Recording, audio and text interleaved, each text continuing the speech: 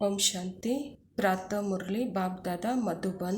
मीठे बच्चे, इस समय तुम सबकी वानप्रस्थ अवस्था है।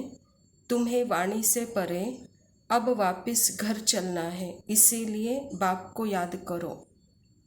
स्वयं परमात्मा कहते हैं, बच्चे सारे सृष्टि का अंतिम समय है, घर चलने का समय है। नाटक में हर एक के पार्ट अनुसार यहाँ आने का समय होता है, लेकिन जाने का समय सबका एक ही साथ होता है, फिक्स है। तो इसलिए बाबा कहता अभी सबकी क्या है, वानप्रस्थ अवस्था है, वाणी से परे चलना है। तो इसीलिए कोई न चाहे तो भी परमात्मा उस आत्मा को खींच के ले जाएगा, यानी सब अभी घर जाना है, कह रहा है परमात्मा पिता। प्रश्न है, 21 जन्म सुख मिलने का आधार क्या है? उत्तर, 63 जन्मों की भक्ति। जिन्होंने पहले पहले सतो प्रधान भक्ति की है, अर्थात जो पुराने अनेक जन्म के भक्त हैं, वही अब ज्ञान लेते हैं, उन्हें ही 21 जन्मों का सुख प्राप्त होता है। अभी तुम्हारा भक्ति का पार्ट पूरा हुआ, भगवान तुम्हें भक्ति का फल देने आए हैं। भक्त भगवान नहीं हो सकते। तो परमात्मा कहता, बच्चे परमात्मा का मिलना और परमात्मा का मिलना भी उसका भी एक कर्म है। तो हमने 63 जन्म परमात्मा को पाने के लिए, सत्य पाने के लिए, उसका प्यार पाने के लिए, उसका ज्ञान पाने के लिए बहुत दर दर के भटके हैं हम। अभी अंत जन्म में स्वयं परमात्मा आकर के उस भक्ति का फल हमको ज्ञान दे रहा है, स्वयं का पहचान दे रहा है, स्वयं का एड्रेस दे रहा है, स्वयं का कर्तव्य बता रहा है। और इसको जो जानते हैं वही यथार्थ ज्ञानी, और जो यथार्थ ज्ञानी है वही 21 जन्मों का सुख का पार्ट फिर से बजा सकते हैं, कहता है बाबा। यानी ज्ञानी ही फिर से हमको 21 जन्मों का सुख देता है। तो बाबा कहता, अभी बच्चे तुम्हारा भक्ति का पार्ट पूरा हुआ, तो कोई भी देहधारी हो या भक्त हो, भगवान नहीं हो सकता। भगवान एक निराकार परमात्मा है, जिसको अपना खुद का शरीर नहीं है। बाबा गीत में कहते, माता ओ माता तू है सबकी भाग्य विधाता। तो परमात्मा ने ये ज्ञान का कलश माताओं को रखा है। धारणा के लिए मुख्य सार है, इस बने बनाए ड्रामा पर चलते रहना है, ज्ञान का सिमरण कर स्वदर्शन चक्रधारी बनना है, सदा खुशी में रहना है। सृष्टि एक नाटक है, नाटक में भी हर एक आत्मा का सतो रजो तमो का पार्ट है। तो इस सतो रजो तमो के पार्ट में आना ही है। अभी के समय सर्व आत्माओं का पार्ट तमो प्रधान है।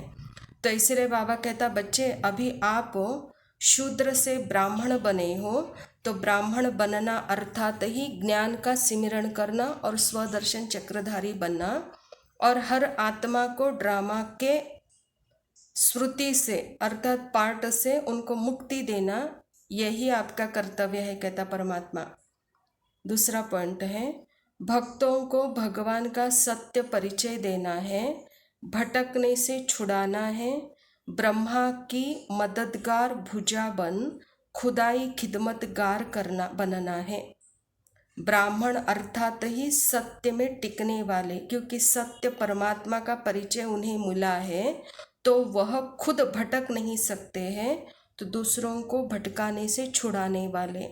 और ब्रह्मा के वही मददगार बच्चे हैं, कहता बाबा, वही खुदाई खिदमतगार है। वरदान है, अपने शुभ भावना के संकल्प से हर आत्मा में उत्साह भरने वाले सच्चे सेवाधारी भव। आप बच्चों की शुभ भावना है कि हर आत्मा बाप से प्राप्ति की अंजलि ले लेवे। इसी शुभ भावना का फल उन आत्माओं को अनुभव करने का बल मिलता है। शुभ भावना के संकल्प में बहुत बड़ी शक्ति है, जो चारों ओर के वातावरण को बदल देती है। जो सच्चे सेवाधारी है, वह जो स्वयं भी उत्साह में रहते हैं और सेवा भी उत्साह से करते हैं, और अन्य आत्माओं को भी बाप का परिचय द्वारा उत्साह भरते हैं, उत्साह ऐसी चीज़ है जो उसके आगे परिस्थिति कुछ भी नहीं है। वह वार करने बजाय बलिहार हो जाते हैं। तो बाबा कहता, बच्चे आपकी एक शुभ अंजलि है कि हर आत्मा को परमात्मा का परिचय मिले, और यही आपकी एक शुभ भावना है। और यही शुभ भावना से जो सच्चे सेवाधारी हैं, तो बाबा कहता यही शुभ भावना पहले तो उनमें बल भरता है उत्साह का, और यही सेवा अन्य आत्माओं को भी एक उत्साह में लाती है। तो इसलिए बाबा कहता उनके सामने कैसे भी परिस्थिति हो, वो हार खाने के बजाय वो बलिहार हो जाती है, परिस्थिति ही उन पर बलिहार हो जाती है, कहते हैं बाबा। स्लोगन है, बाप दादा से अटूट प्यार हो तो ईश्वरीय मर्यादाओं पर चलना सहज अनुभव करेंगे। परमात्मा इस धरा पर एक ही बार आते हैं, और उसका आना ये हमारे लिए बहुत बड़ा उत्साह है।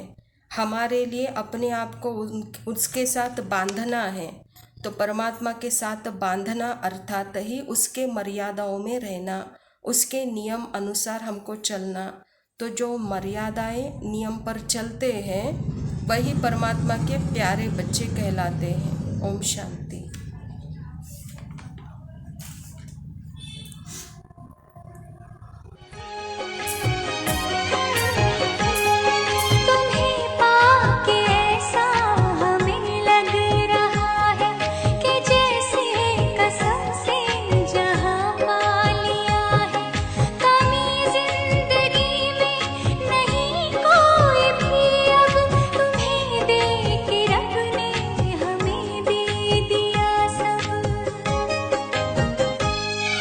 हमें एक नई रोशनी मिल गई है, हमें तुम मिले, जिंदगी मिल गई है।